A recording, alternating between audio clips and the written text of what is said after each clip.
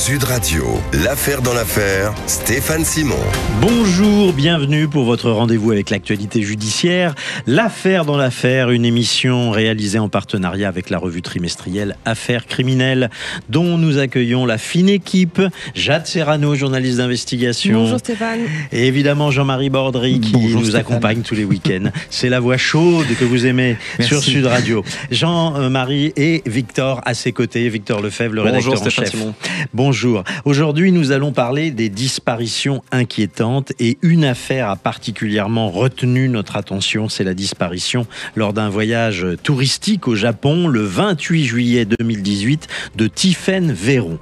La Française s'évanouissait sans laisser de traces dans la petite ville de Nikko, à 150 km au nord de Tokyo. Et depuis 7 ans, pas moins de 7 ans, sa famille dénonce l'inaction de la police japonaise et cherche à faire la lumière sur cette mystérieuse affaire. Dans un instant, nous serons avec Damien, le frère de Tiffaine, qui s'active et recherche la vérité. Nous allons l'entendre, l'écouter. Et tout de suite, nous allons rappeler les faits sur cette étonnante affaire. Ce jour de juillet 2018, quand son avion touche le sol de l'aéroport de Narita, Tiffaine Véron est une touriste heureuse, impatiente à l'idée d'un périple qui va durer 3 semaines au Japon. Tiffaine a 36 ans, célibataire, sans enfant, passionnée par la culture japonaise, et elle a minutieusement préparé ce deuxième voyage au Japon. Cette fois, elle projette de découvrir la partie sauvage et provinciale du nord de Tokyo.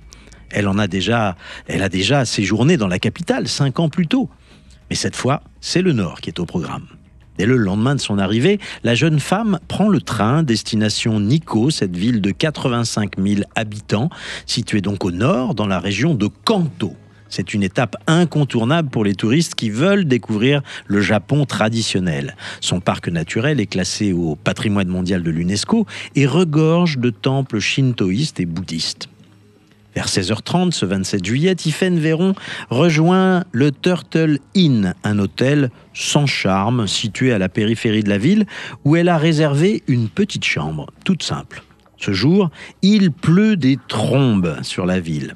Après quelques mots avec la femme du propriétaire de l'hôtel, les images de caméras de vidéosurveillance montrent Tiffaine sereine et souriante avec une cape bleue qui la protège de la pluie. La jeune femme sort pour dîner en ville. À ce moment, elle échange encore quelques mots avec sa famille sur la messagerie WhatsApp.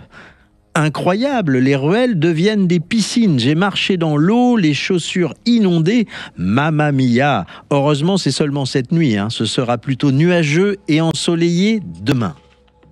Ce soir-là, elle fait encore la rencontre d'un couple de Français dans une supérette, puis regagne son hôtel et se couche un peu avant minuit. Le lendemain matin, elle prend son petit déjeuner aux alentours de 8h30 en compagnie des autres clients de l'hôtel. 2 Français, 2 Allemands et 3 Japonais. Un des touristes prendra à ce moment-là la dernière photo de la touriste française. On l'aperçoit clairement, vêtue d'un haut blanc, qui petit déjeune seule. C'est la dernière image connue de la Française.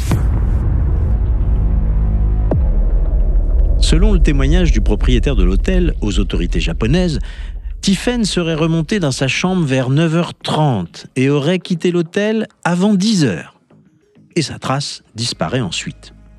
Elle ne donnerait plus jamais signe de vie.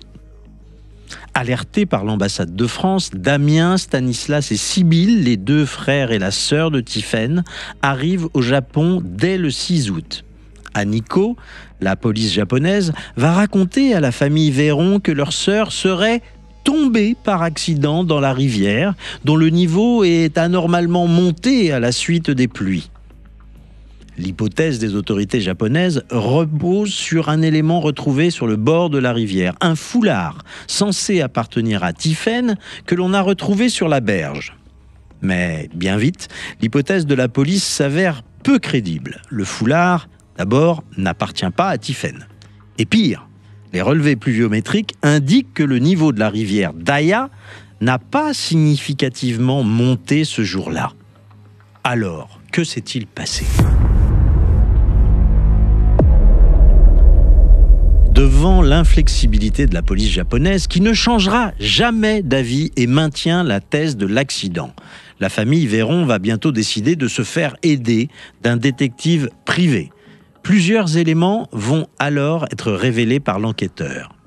Tout d'abord, les localisations GPS du téléphone de Tiphaine montrent que la jeune femme était en réalité présente plus longtemps au sein de l'hôtel Turtle Inn. Jusqu'à 11h40 précisément, avant que l'appareil ne se coupe brutalement. Curieusement, le propriétaire de l'hôtel, pas plus que les autres clients de l'établissement, ne sera auditionné par les autorités. Et bientôt, lors d'un examen réalisé au luminol dans la chambre de Tiphaine, des traces de sang, des éclaboussures se révèlent dans la chambre de la touriste. Mais la famille Véron n'est pas au bout de ses surprises. Damien, Stanislas et Sibylle vont découvrir que la région a été le théâtre de plusieurs meurtres et agressions ces dernières années. Autant d'affaires dans l'affaire qui ne sont toujours pas résolues. Alors Victor Lefebvre, vous connaissez bien l'affaire Véron, une grande enquête dans l'affaire criminelle, la revue a été publiée. Comment vous expliquez l'attitude de la police japonaise, à minima peu curieuse, au plus capable de couvrir des agressions dans la région?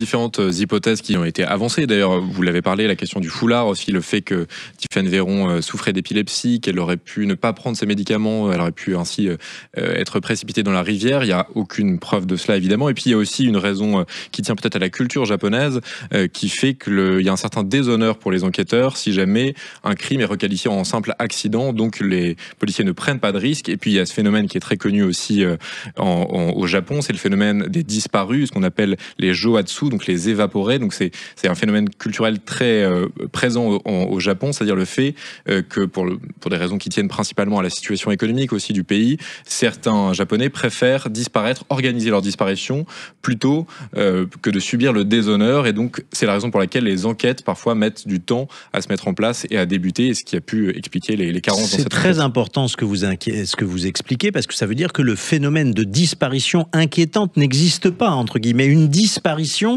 c'est presque une soupape de sécurité sociale. C'est un vernis social, exactement. Voilà. Qui fait que c'est culturel. Ça concerne quand même plus de 100 000 personnes chaque année au Japon, hein, donc c'est pas rien. Et voilà, ça explique ces manques, comme c'est le cas en l'occurrence dans l'affaire Tiphaine Véron. Alors, nous avons la chance d'être avec Damien Véron. Merci d'être avec nous. Bonjour, on est ravis de vous accueillir et de vous entendre. Tout d'abord, Damien Véron, j'aimerais que vous remettiez dans la situation il y a 7 ans que vous avez vécu, pardon pour la brutalité de l'invitation, mais on aimerait savoir comment vous avez appris la disparition de votre sœur et comment s'est passée votre arrivée sur place et la stupéfaction pour vous de voir la police vous dire que c'était un accident. Comment vous avez d'abord appris la nouvelle? Alors, l'objectif, bonjour à tous, merci de me donner la parole. C'est tellement important qu'on relaie notre combat. Donc, Tiphaine, son objectif, quand elle est partie au Japon, c'est de nous le faire partager. Vous avez lu tout à l'heure, je vous écoutais, hein, vous lisiez un WhatsApp qu'elle nous faisait partager. Donc, Tiphaine a vécu ce voyage avec nous. Donc, on avait énormément de nouvelles. Elle nous a tout de suite avertis lorsqu'elle était à Nikko. Puis, tout d'un coup, à partir du 29 juillet, plus rien. Donc, évidemment, on a été très inquiets. Surtout qu'en plus, il a fallu attendre un certain temps, puisque c'est seulement le 1er août, où là, l'ambassade m'a écrit en me disant qu'il n'arrivait pas à joindre nos parents et que Tiphaine avait disparu et qu'il fallait qu'on les joigne au plus vite. Donc non, ça a été évidemment, ça a été une inquiétude. Donc tout de suite, on est parti au Japon, vous l'avez dit. Donc on est arrivé 1 semaine après la disparition de Tiphaine, le temps de s'organiser. Et là, effectivement, ça a été tout de suite vraiment un choc de culture, puisqu'on est arrivé, la police nous accueillait. Donc déjà, c'est sympa qu'ils l'aient fait, mais ils nous ont tout de suite amenés près d'une rivière en nous disant vous aviez un petit foulard. En plus, on le saura après que c'était seulement un foulard qui est vendu en Corée, enfin je sais plus exactement, avec un petit plan chinois dessus, mais ils nous disaient voilà, vous avez un foulard près d'une rivière, Tiphaine est tombée dans la rivière. Voilà, ils nous avaient déjà préparé un scénario en fait. Donc nous, on a été choqués. Et puis surtout, une fois qu'on a été au commissariat, ils nous ont redonné la valise de Tiphaine en disant bah écoutez, vous pouvez rentrer chez vous, il se passera plus rien. On a fait ce qu'il fallait faire, on fera pas plus. Donc ça a été un choc d'une violence inouïe. Cette première journée au Japon, c'était un cauchemar. Bien sûr. Et alors, il y a quelque chose, évidemment, qui saute aux yeux rétrospectivement, c'est que la police japonaise, non seulement est passive, n'a pas fait ce qu'il fallait, on en reparlera un peu plus tard, mais elle, entre guillemets, elle vous invente un scénario. Sur quelle base elle vous invente ce scénario? C'est quand même incroyable, de cette thèse de l'accident qui sort de nulle part. C'est vraiment incroyable, surtout que quand on les avait eu au téléphone avant d'aller au Japon, donc l'interprète de la police nous avait appelé, la première piste qu'ils ont mis en avant, c'est la piste du kidnapping. Puisqu'ils nous ont dit, d'ailleurs, on avait été effarés avec notre mère, ils nous ont dit, mais que ferait Tiffen si quelqu'un essayait de l'agresser, de l'emmener, ce serait quoi sa réaction? Donc en fait, c'était les premiers à mettre le doigt sur la piste criminelle. Puis une fois qu'on est arrivé, effectivement, à nous présenter une piste qui... je pense que ce genre de scénario au Japon, ça marche tout de suite, parce que vous avez une vraie il y a une soumission auprès des autorités. Donc, si les policiers, lorsqu'ils disent quelque chose, ils ne sont jamais contestés. Sauf que nous, on n'est pas japonais. Donc, on a dit, comment c'est possible? Ça nous paraît incroyable. Et puis, en plus, le foulard, nous, on voulait le prendre pour qu'il soit expertisé. La police refusait qu'on le prenne, en disant, vous n'avez pas le droit. S'il appartient à quelqu'un, il faut que la personne puisse venir le retrouver. Mais on s'est dit, mais là, il va tomber dans la rivière. Donc, ça avait fait tout un choc presque diplomatique, puisque nous avions fini par le ramasser, et il avait fallu signer des décharges. Enfin, non, effectivement, ça a été vraiment un choc d'une violence inouïe. Ouais.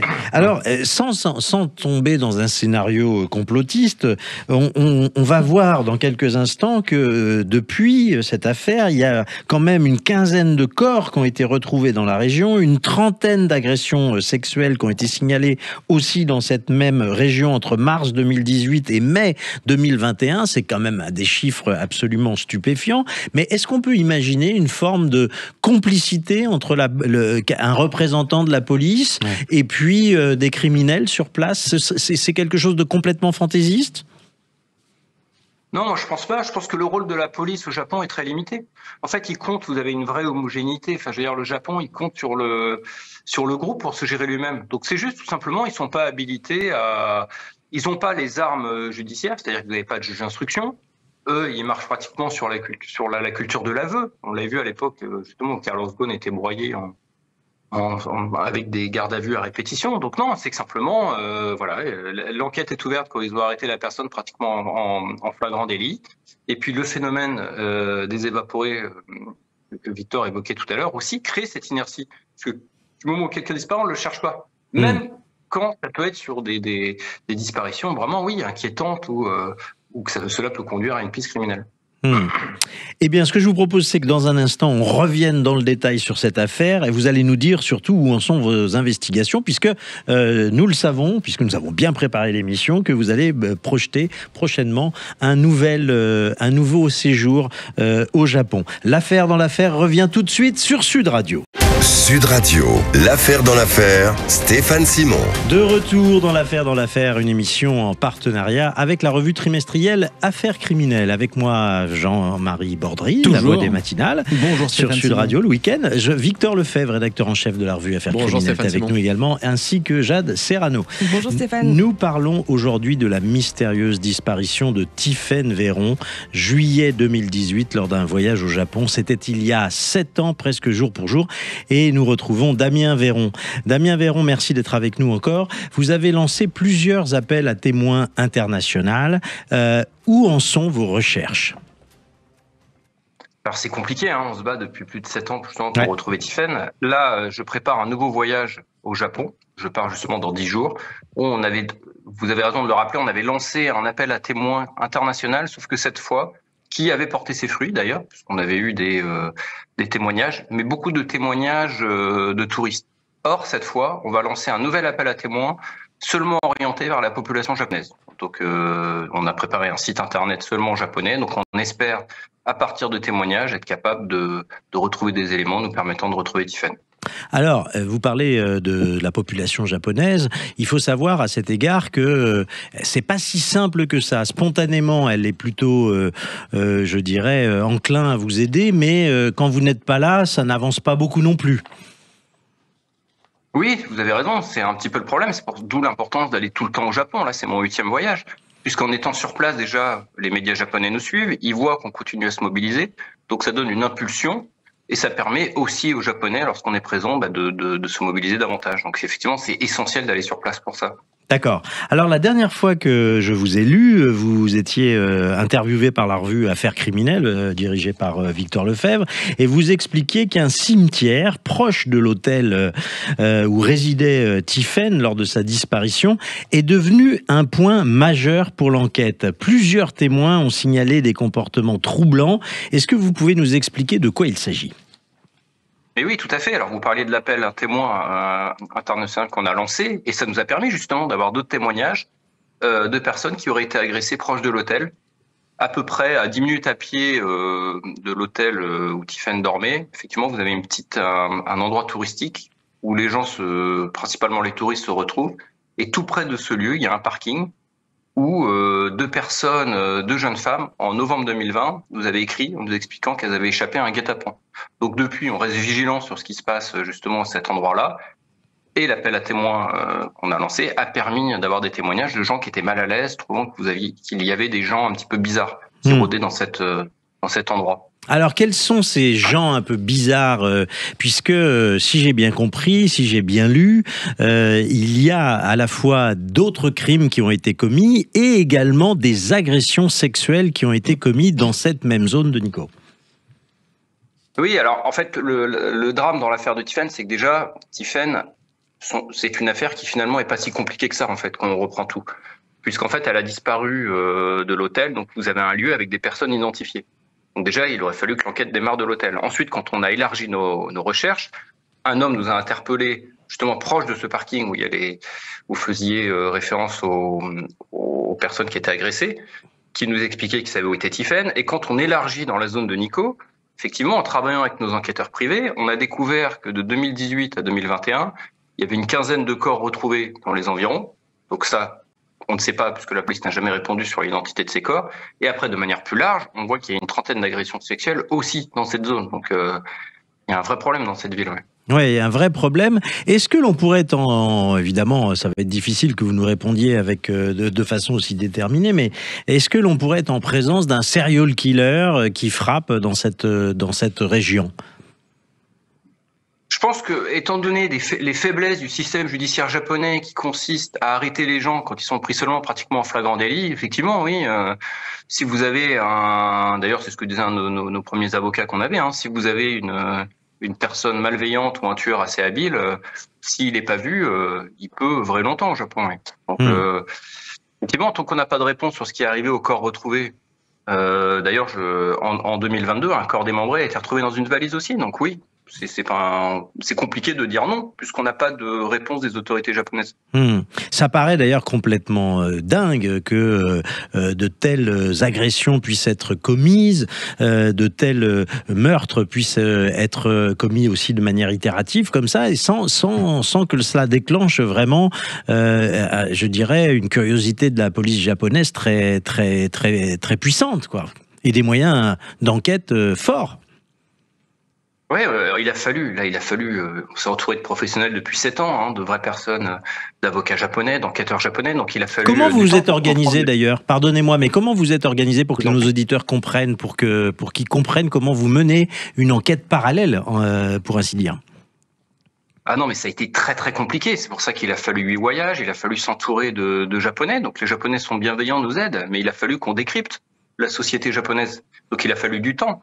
Mais maintenant, le bilan qu'on en fait, c'est que déjà, la première chose à laquelle on a été confronté, c'est qu'au Japon, quand les gens disparaissent, ce qu'on appelle le phénomène des joatsu, c'est un phénomène social, ce qui fait que les gens, quand ont le droit de disparaître, sans qu'ils soient recherchés. Donc ça crée déjà une inertie au niveau de la police. Et la deuxième chose que j'ai évoquée là tout à l'heure, c'est que les enquêtes criminelles sont ouvertes quand la personne a été arrêtée ou prise en flagrant délit. Donc à partir de ces deux phénomènes-là, c'est une catastrophe. Parce que quand vous n'avez pas vraiment de choses évidentes, l'enquête ne s'ouvre jamais. Dans le cas de Tiphaine, il y a des éléments forts. En France, il y aurait tout de suite une perquisition de l'hôtel, probablement des auditions de tous les gens qui ont vu Tiphaine. En gros, on enquête au Japon que quand il n'y a plus grand-chose à trouver, quoi. Mais quand oui, en fait, il n'y a pas de... Je pense que le système judiciaire japonais, ce que j'en ai compris maintenant, c'est que vous avez comment dire, c'est le groupe qui s'autogère au Japon. Ouais. Vous avez une homogénéité de groupe, ce qui fait que la police, finalement, elle a un rôle secondaire comme la justice. Il compte sur la société presque pour se réguler elle-même. Donc je pense pas qu'il y ait plus de faits divers au Japon qu'ailleurs. C'est juste que simplement quand il y en a, du coup ils n'ont pas forcément les capacités d'enquêter ou de mener des investigations. Je pense qu'il est là le problème. Alors, vous avez trouvé, lors de vos différents déplacements au Japon, vous avez listé 3 personnes que vous soupçonnez d'en savoir plus qu'ils ne disent, pour pas dire autre chose. Est-ce que vous pouvez nous détailler quelles sont ces 3 personnes ? Alors, c'est vrai que plutôt, je vais peut-être élargir. En fait, déjà, c'est ce que je vous ai expliqué, c'est que dans l'affaire de Tiffen, on a un lieu avec des gens. Donc, à partir de là, pour une enquête, c'est plus simple. Si Tiffen était parti faire un trek au milieu de la montagne et tout, effectivement, là, vous n'avez pas d'indice. Donc oui, le personnel de l'hôtel font partie des gens qui sont suspects puisqu'ils n'ont pas été auditionnés. Et surtout, il y a des incohérences, puisque par exemple, le responsable de l'hôtel explique que Tiffen est partie à 10h, alors que grâce à notre travail sur Google, on voit qu'elle était pratiquement jusqu'à 11h40 dans l'hôtel. Donc ça, déjà, vous avez un premier groupe de suspects ici. Puis après, quand vous élargissez, je vous disais, un homme, à la fin août 2018, quand nous a interpellé Sybille et moi sur un parking, tout près justement du lieu dont vous aviez parlé tout à l'heure, où des femmes avaient échappé à un kidnapping, qui nous disait qu'il savait où était Tiffen, qu'il était au courant. Nous, on a réussi à photographier sa plaque, on a réussi à prendre des infos et la police n'a jamais répondu ni enquêté. Et après, le troisième, c'est un homme qui se fait passer pour un faux guide. Ouais. C'est un endroit que Tiffen voulait visiter. Donc Tiffen comptait bien y aller. Et c'est un homme qui se fait passer donc pour un faux guide et qui fait des attouchements sur les femmes. Donc... Oui, c'est quelqu'un qui est aux abords des temples, c'est ça, hein, parce que je crois que Tiffen voulait voir les temples dans la région, et c'est quelqu'un qui est là et pour accompagner des touristes, mais qui n'a pas de licence particulière pour exercer ce métier de guide, c'est ça? C'est tout à fait ça, exactement. Il se fait passer pour un guide, alors qu'en fait, il n'est pas du tout affilié au temple, c'est juste pour approcher les femmes. Alors, ce qu'on aimerait, c'est savoir si cette personne a été auditionnée, et là, apparemment, pas du tout non plus. Non, ça aussi, c'est l'autre drame. Nous, on a réussi, grâce à l'ambassadeur de France au Japon, dès la disparition de Tiffen, à avoir des réunions. D'ailleurs, il va encore y en avoir quand je vais aller au Japon. Hein, des réunions très longues avec la police locale. Donc, on arrive quand même à avoir des échanges. Ce lien, on l'a jamais abîmé. On a fait en sorte qu'ils nous reçoivent tout le temps. Sauf que, vous voyez, sur ce genre de... Vous avez raison, sur le faux guide, par exemple, là, celui qu'on est en train d'évoquer. On leur dit, mais cet homme doit être auditionné. Et en fait, il n'a jamais été auditionné. Et pire que ça, c'est quand la justice française demande à ce qu'il le soit, si vous voulez, il se passe rien non plus. Donc c'est ça en fait qui est aussi épuisant dans notre combat, c'est qu'il n'y a pas de coopération et un véritable immobilisme des policiers.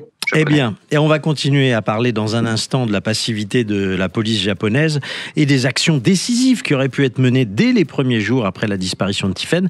Et on va parler de l'importance des appels à témoins et de l'initiative formidable de ce documentaire sur l'affaire Tiffen Véron. On en parle tout de suite sur Sud Radio. Sud Radio, l'affaire dans l'affaire, Stéphane Simon. Retour dans l'affaire, votre rendez-vous avec l'actualité judiciaire, avec la revue Affaires criminelles, notre partenaire presse. Victor Lefebvre est avec nous. Bonjour Stéphane. Bonjour, rédacteur en chef de cette revue. Jade Serrano est également avec nous, journaliste d'investigation. Et Jean-Marie Bordry, mes compères. Nous revenons aujourd'hui sur la mystérieuse disparition de Tiffen Véron. C'était en juillet 2018 lors d'un voyage au Japon qui était plein de promesses de découverte. C'était il y a 7 ans, presque jour pour jour, et Tiffen Véron n'est jamais revenu de ce voyage. Nous sommes avec Damien, son frère. Rebonjour Damien. Nous sommes également avec Cécile Roanne, qui est réalisatrice d'un documentaire remarqué sur cette affaire. Ça s'appelle L'air mouillé. Bonjour, merci d'être avec nous, Cécile. Jade, vous avez vu ce documentaire. Que raconte-t-il, s'il vous plaît? Ce documentaire est tourné quelques années après la disparition de Tiffen Véron. On suit son frère et sa sœur lors de leurs investigations au Japon. Donc on suit leurs enquêtes. Et j'ai retenu vraiment une phrase dans ce documentaire intimiste, bouleversant, percutant et nécessaire. C'est comme si Tiffen traversait le temps et l'esquivait à la fois, comme si elle déjouait cette combine qui fait que le présent devient tout de suite passé. Et c'est exactement ça, c'est-à-dire que l'image de Tiffen traverse tout ce documentaire sans jamais qu'on la retrouve, avec l'espoir toujours au bout. D'accord. Alors concrètement, ça se passe, on suit à la fois au Japon la famille qui se déplace, qui mène donc un de ces voyages nombreux, et puis de l'autre côté, on voit l'appartement de Tiphaine Véron qui se vide comme une page qui se tourne. Cette séquence où la maman et la sœur sont bien obligées, un an après la disparition de Tiphaine, de vider son appartement, et donc en même temps, elle se demande est-ce qu'on va faire un mausolée, et la maman qui dit mais non, mais on fait pas un mausolée parce qu'un mausolée c'est pour les morts, alors que Tiphaine on va la retrouver. Donc où est-ce qu'on met ses affaires? Il y a quelque chose, c'est vraiment très intimiste et très bouleversant. C'est poignant. Oui, c'est ça. Mais et en même temps, c'est pas. On a vraiment toujours l'espoir. On espère avec vous en fait tout du long. Et c'est ça qui est très bien fait. Alors, Damien, c'est important évidemment pour vous de voir les médias continuer à se mobiliser, à parler de la disparition de votre sœur. Ce documentaire, vous l'avez accompagné ? Bien sûr, Cécile est une amie d'enfance. On est très proche de Cécile. Ma mère dit que c'est comme sa fille. Donc évidemment, elle m'en a beaucoup parlé. Évidemment, vous le comprenez dans le film, c'est que d'ailleurs, je suis complètement naturel, donc on voit que je suis livré à mes émotions, que ce soit les frustrations, l'agacement. Donc voilà, donc je suis tel quel. Donc voilà, c'est comme vous le dites, c'est l'authenticité de ce film, c'est que Cécile nous suit comme on est, dans la difficulté du combat, dans les frustrations. Donc non, pour nous, c'est une chance inouïe que Cécile ait pu réaliser ce film. Et on en est fiers. Alors, Cécile Roanne, vous êtes avec nous. Vous connaissiez le Japon avant de suivre la famille Véron dans ses démarches sur place ? Je connaissais pas du tout le Japon. Je suis partie avec Damien, je l'ai accompagné une première fois, 1 mois après la disparition de Tiphaine. Et à ce moment-là, c'était un accompagnement parce que justement, à ce moment-là, il y a personne d'autre de la famille pouvait l'accompagner au mois d'octobre 2018. C'était assez compliqué. Et du coup, je suis partie avec lui. Et 1 an après, quand on a justement déménagé l'appartement de Tiphaine, j'ai eu ce besoin de garder une trace. Mais on en a beaucoup discuté, comme disait Damien. En fait, je me suis toujours sentie très accompagnée par Damien, par Sybille, par leur maman, en fait, dans cette démarche. Donc, c'était vraiment on était toujours dans l'échange et dans le dialogue ensemble par rapport au film. D'accord. Vous connaissiez Tiphaine, vous avez qu'est-ce qui vous a donné envie de poursuivre, je dirais, le combat de Damien, de la famille ? Comment c'est parti cette idée ? Tiphaine, on se connaît depuis l'âge de 8 ans, donc on a toujours eu un lien très très fort. C'est ma famille de cœur, Tiphaine, Damien, Sybille et Anne. Et le film est vraiment parti, encore une fois, en octobre 2018, quand on était sur place. Donc, c'était mon premier contact avec le Japon. J'étais jamais allée au Japon, comme je vous disais avant. Et à ce moment-là, il n'y avait pas du tout ce désir de film. On était dans l'urgence. Et en fait, au mois de juillet 2019, justement, quand il a fallu déménager, on a beaucoup... c'est surtout avec Sybille, à ce moment-là, qu'on a discuté. Il y avait vraiment tout cet univers qui est extrêmement riche... de Tiphaine, et c'était comme si elle disparaissait une deuxième fois de vider cet appartement, quoi. C'était vraiment extrêmement violent et il fallait fixer une empreinte de tout ça. Et puis il y a aussi le fait que la vie continue et comment inscrire le combat dans tout ça, comment allier ces deux réalités, quoi. Et pour moi, ma façon de faire, ça a été de saisir ma caméra. On a une démarche intime, donc moi, c'était prendre ma caméra à ce moment-là. Et pourquoi avez-vous choisi ce titre pour le documentaire L'air mouillé? Ça correspond quoi à l'atmosphère que vous avez retrouvée sur place à Nikko, qui est très particulière. On a le sentiment d'une atmosphère très particulière sur place. Oui, alors tout à fait, il y a vraiment cette atmosphère à Nikko d'Air mouillé. Après, je pense que voilà, quand on fait un film, c'est un regard, et moi, mon regard, j'ai voulu l'inscrire dans une sensation. Quand les gens qui vont à Nikko, la majorité, c'est des touristes, et donc ils y vont pour cette image aussi, plutôt des couleurs saturées, les temples, cette beauté des lieux. Et moi, j'ai vu que du gris, que des câbles électrifiés. Donc voilà, je voulais marquer ce regard différent sur une ville à travers une sensation qui a donné ce titre. D'accord. Alors, ce qu'il y a d'incroyable dans la disparition de Tiphaine, c'est la passivité de la police japonaise. On en disait un petit mot tout à l'heure. Damien, je me tourne vers vous. Quelles sont les actions décisives que la police aurait dû mener dans les premiers jours après la disparition de Tiphaine ? Alors, il y a deux choses. C'est que tout d'abord, ce qu'il aurait fallu, parce qu'ils ont été au courant finalement qu'une journée après la disparition de Tiffen, c'est qu'ils prennent des chiens tout de suite pour essayer de pister, pour voir où était Tiffen. Il n'y a eu aucune recherche menée. Ils se sont juste contentés, comme finalement toutes les affaires de Tiffen étaient dans sa chambre d'hôtel et qu'elle avait laissé ses projets de visite à Nico, ils ont juste envoyé une voiture sur les lieux qu'elle voulait visiter. Mais il aurait fallu tout simplement pister Tiffen. Et puis après, la deuxième chose, c'est que d'ailleurs la police française nous l'a tout de suite dit, c'est qu'il aurait fallu tout simplement faire une réquisition, une perquisition au sein de l'hôtel, faire une réquisition auprès des opérateurs téléphoniques et auditionner tous les gens en fait. C'est ce que je vous disais tout à l'heure, c'est très simple du moment où vous avez un lieu. Dans le cas de Tiffen, on a un lieu et des gens. Donc voilà, donc tout ça, rien n'a été fait. Oui, parce que ce qui est incompréhensible, c'est que l'hôtelier n'a jamais été interrogé, si ce n'est en qualité de témoin, alors qu'il fait partie quand même des suspects principaux, parce qu'il a quand même menti sur l'horaire de départ de Tiffen. C'est quelque chose qui est assez inexplicable quand même, le fait qu'il ait jamais été auditionné par la police. Bah oui, c'est complètement. De toute façon, c'est le système judiciaire qui, pour nous, peut nous paraître complètement absurde. C'est ce que je vous ai expliqué, c'est-à-dire du moment où la personne n'est pas arrêtée en flagrant délit, il n'y a pas d'enquête. Quelles sont les réponses que vous fait la police ? Quelles sont les réponses que vous fait la police nippone lorsque vous lui expliquez que ce n'est pas normal et qu'après tout, en France, une bonne centaine de personnes seraient déjà passées sur le grill ? Qu'est-ce qu'ils vous répondent ? Mais c'est justement ça, c'est le gros. On a dû être confronté à ça pendant pratiquement 8 ans. C'est le choc culturel. C'est qu'en fait, ils ne comprennent pas nos requêtes, puisque ce n'est pas pour eux, ce n'est pas leur fonctionnement.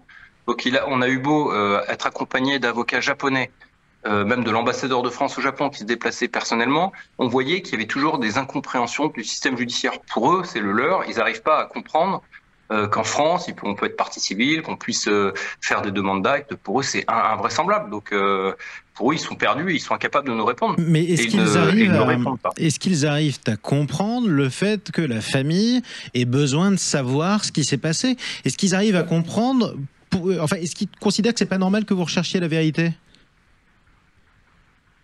Dès qu'on est arrivé, la police de Nico nous a redonné la valise de Tiffen, nous disant c'est terminé, vous pouvez rentrer chez vous. C'est grâce à la médiatisation au Japon, c'est grâce à la pression qu'ils ont fini par faire des choses. Mais non, je pense que pour eux, c'est pas leur rôle de forcément chercher les gens. Enfin, ils sont plutôt, ce que j'expliquais avec le phénomène des Joatsu, c'est qu'il n'y a pas de recherche organisée. Donc eux, ils considèrent, et d'ailleurs je suis sûr que pour Tiffen, ils considèrent qu'ils ont fait énormément de choses, puisque quand c'est un Japonais, il se passe encore moins de choses.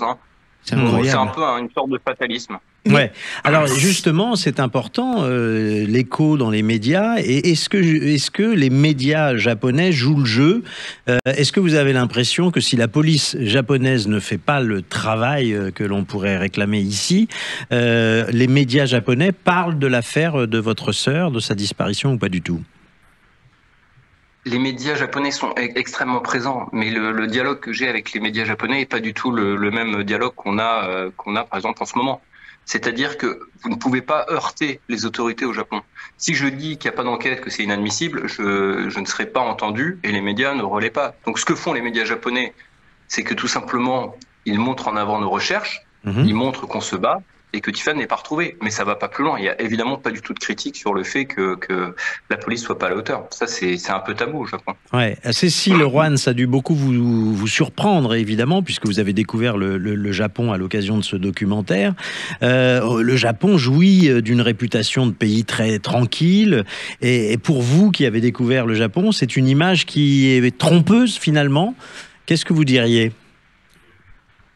Oui, je pense effectivement. Alors forcément, mon regard sur le Japon est particulier, mais oui, en fait, ça rejoint tout ce que dit Damien, quoi. C'est-à-dire qu'il y a on ne va pas à l'encontre de l'ordre établi, en fait. C'est cette force du collectif. Donc, d'un côté, il y a ce civisme assez extraordinaire au Japon.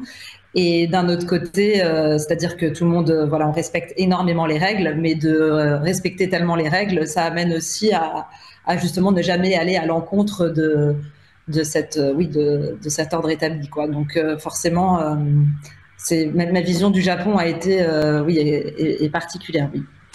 Vous restez avec nous, on revient dans un instant sur l'affaire Tiffen Véron, cette touriste française disparue au Japon. C'était il y a 7 ans, presque jour pour jour. À tout de suite sur Sud Radio. Sud Radio, l'affaire dans l'affaire, Stéphane Simon.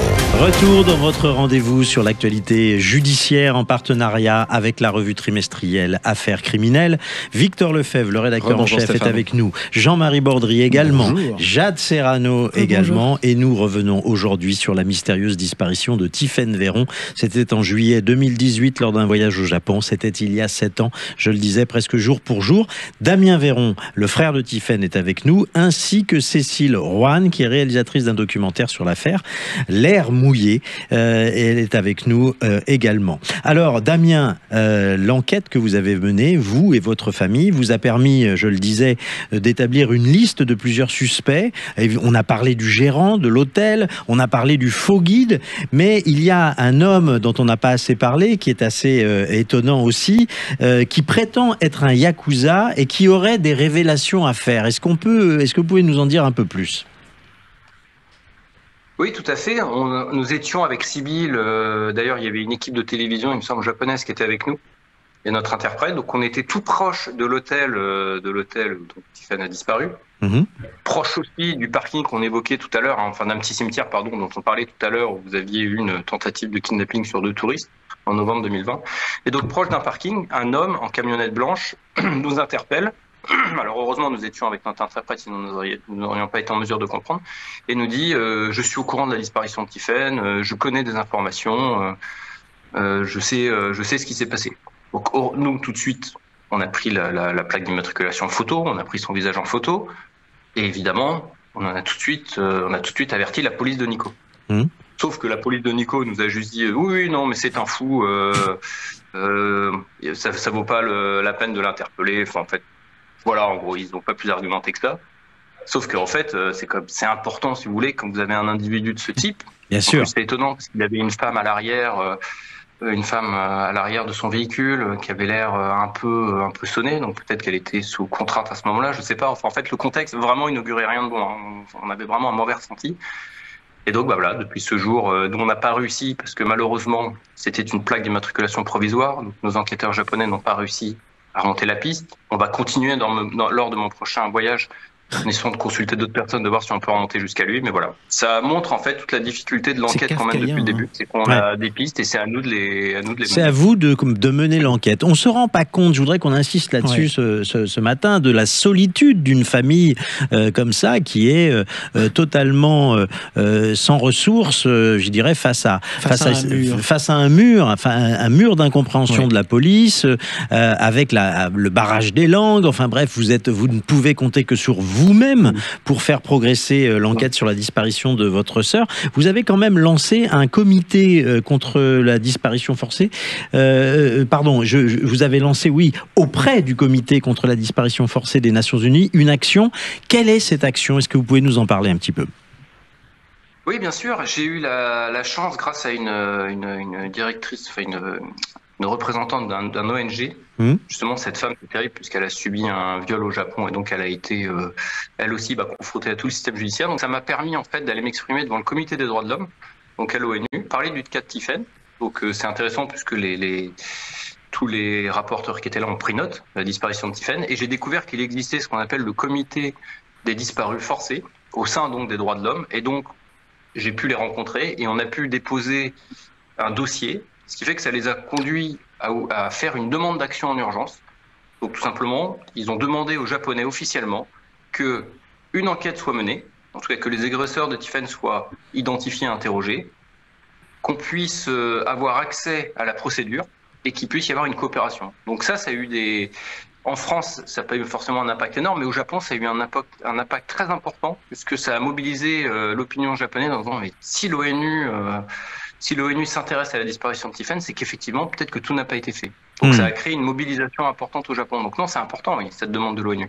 Alors, vous êtes également rapproché du pôle Cold Case de Nanterre. La juge qui est chargée du dossier va-t-elle se déplacer au Japon? Est-ce que c'est d'ailleurs facile pour le pôle Cold Case de Nanterre, c'est-à-dire à la justice française, de faire bouger les lignes dans un pays qui est totalement souverain comme le Japon? C'est-à-dire que c'est difficile de compter sur la justice française aussi. C'est-à-dire que vous avez la double peine, entre guillemets. guillemets. C'est-à-dire que vous n'avez pas la coopération de la police japonaise, et puis la justice française n'est pas libre de ses mouvements, évidemment, sur le territoire japonais. Oui, alors le fait que le dossier de Tiphaine ait été transféré à Nanterre, ça a vraiment été une chance pour nous, puisqu'on est quand même passé à Poitiers, tout près du non-lieu. Donc, ce qui aurait été un drame. Donc, la justice française n'avait jusqu'alors pas été... Enfin, en tout cas, je vais être plus précis, parce que la justice, non, puisque à un moment donné, ils étaient prêts à ce que les magistrats d'espace, on va dire, le juge de Poitiers qui était en charge du dossier n'a pas été à la hauteur. Donc, heureusement, le dossier a été transféré au pôle. Ce qui est important, c'est que dans la disparition de Tiphaine, en fait, il y a des choses qui peuvent être faites aussi de France. La valise de Tiphaine, elle est restée 5 ans dans un placard, dans la maison de notre mère. Cette valise, elle a pu être analysée par le pôle. Donc il y a beaucoup de choses qui ont pu être faites de France. Donc ça, déjà, c'est une bonne chose, parce qu'au moins, toutes ces portes vont être fermées. Donc pour nous, c'est bien. Malheureusement, il semblerait que de France, il n'y ait pas eu d'éléments suffisamment forts pour mettre la pression sur le Japon. Et là, c'est ce que vous disiez, on rentre sur l'autre partie qui, pour moi, va être très compliquée. C'est comment réussir à aller au Japon pour enquêter, sachant qu'eux-mêmes n'ont pas un système judiciaire permettant d'enquêter. Donc là, effectivement, on est quand même dans une période difficile. Là, en ce moment, vous avez une commission rogatoire internationale qui est au Japon. Et donc, les juges demandent que le dossier soit transmis à la France, que les caméras de vidéosurveillance soient aussi envoyées à la France pour qu'elles puissent être analysées et observées pour être sûr que Tiphaine ne figure pas sur les caméras. Et elles ont également demandé le fait de se déplacer. Donc voilà, là, on est dans un point... pour le pôle, je pense qu'on est à un moment charnière. Oui. Est-ce que les caméras de surveillance, enfin, toutes les images ont été gardées, par exemple ? Mais c'est une bonne question. Eux disent que oui, mais comme ils ne communiquent rien, qu'ils ne coopèrent pas, tant qu'on n'a pas ces éléments-là, c'est compliqué de le dire. Ils le disent, mais ils ne le transmettent pas. Donc c'est... Alors, évidemment, tous ceux qui nous écoutent ont envie de vous aider. Vous avez lancé en ce début d'année 2025 une association qui s'appelle Entraide, comme Association nationale Tiphaine pour la recherche des disparus à l'étranger, dont vous vous occupez maintenant. D'ailleurs, vous avez décidé d'arrêter votre métier de paysagiste pour vous consacrer à la recherche de la vérité pour votre sœur. Comment est-ce qu'on peut vous aider très concrètement pour ceux qui nous écoutent ? Alors, on a été forcément, se battant pour retrouver Tiphaine, on a été en lien avec beaucoup de familles qui étaient dans le même cas que nous. Alors, avec des problèmes différents. Nous, au Japon, il y a un problème de cadre, où il n'y a pas d'enquête, vous n'avez pas de coopération, mais dans d'autres pays comme l'Argentine, où là, vous avez plus de la corruption, ou aux Seychelles, où c'est pareil, la police ne réagit pas du tout. Et donc, on a été en lien avec ces familles, on a réalisé qu'une association, parce que nous, on aurait aimé être aidés à ce moment-là. Quand Tiphaine a disparu, on n'avait aucune aide. Il n'y avait pas d'association qui pouvait nous aiguiller, parce que c'est tellement de démarches à faire d'un point de vue diplomatique, politique. Enfin, on l'a évoqué depuis le début. Donc, on s'est dit que c'était important qu'il y ait une association qui puisse aider les familles. Et maintenant, fort de notre expérience, de notre réseau et tout, on espère pouvoir aider toutes ces familles. Donc là, pour l'instant, on existe. Ça nous permet d'aider des familles, mais là, on est dans l'attente du rescrit fiscal qui nous permettra d'obtenir des dons. Donc là, on croise les doigts. Là aussi, on est dans un moment important de la vie de notre association. D'accord. Alors, Cécile Roanne, je voudrais rappeler que vous êtes réalisatrice du documentaire L'air mouillé, qui raconte cette quête sur place pour essayer d'en savoir plus. Où est-ce qu'on peut voir votre documentaire ? C'est une question que l'on me pose également. Oui, alors le documentaire est disponible gratuitement pendant 3 mois sur la plateforme sanosi.live. Voilà. Et puis, il y aura une diffusion normalement sur une chaîne qui s'appelle BIP TV. Aussi. D'accord. Je n'ai pas de date encore. Bon, eh bien, vous nous tiendrez au courant. Damien Véron, je voudrais vous remercier d'avoir été avec nous. Je rappelle... Ah, vous vouliez poser une question, Jean-Marie ? Je voulais lui souhaiter bon courage, surtout, et souhaiter bon courage à tous ceux qui sont dans cette situation, parce que cette quête kafkaïenne est absolument désespérante par moment. Absolument désespérante. Merci d'avoir été avec nous, je le disais. Je rappelle que vous êtes également l'auteur d'un livre qui raconte votre enquête. Ça s'appelle « Tiphaine, où es-tu ? À la recherche de notre sœur ». C'est paru aux éditions Robert Laffont. C'est sorti en 2022. Vous nous disiez tout à l'heure que vous envisagez de repartir au Japon. Ce sera le 8e voyage, c'est ça ? Exactement. Là, ça va être un voyage vraiment intense. Une statue de Tiphaine va être déposée à Nikko le jour de sa disparition. On va rencontrer l'ambassadeur. Une nouvelle réunion est prévue avec la police. Donc oui, ça va être un programme très, très chargé. Qu'est-ce que vous attendez de ce voyage ? Vous attendez de nouveaux témoignages ? Exactement. Un site en japonais est prêt pour recueillir les témoignages. La police nous a expliqué en avoir récupéré beaucoup sans jamais les communiquer. Donc maintenant, avec justement, on en parlait, l'intervention de l'ONU, étant donné que notre combat a été légitimé, on espère que les Japonais vont directement s'adresser à nous et nous donner des éléments importants. Et qu'ils vont bouger surtout. Qu'ils vont bouger, absolument. Merci à tous les deux d'avoir été avec nous. Je rappelle que vous pouvez retrouver notre émission sur la chaîne YouTube de Sud Radio. Tout de suite, c'est Alain Marty qui nous amène sur les routes des vins de France. Ouais, on a une bonne raison de trinquer en toute modération dans un instant, parce qu'on peut saluer l'agrandissement de la famille de l'affaire dans l'affaire cette semaine. Ah oui. Avec l'arrivée de la petite Diane. De la petite Diane. Bravo aux parents, bravo, félicitations. Exactement. À Victor Lefebvre et son épouse. Et à toute la famille qu'on embrasse. Absolument. À suivre sur les routes des vins de France, bien entendu. Invino Sud Radio, en toute modération, juste après les informations. Et évidemment, l'affaire dans l'affaire, vous pouvez retrouver notre émission tout au long de l'été. Allez, à tout de suite sur Sud Radio.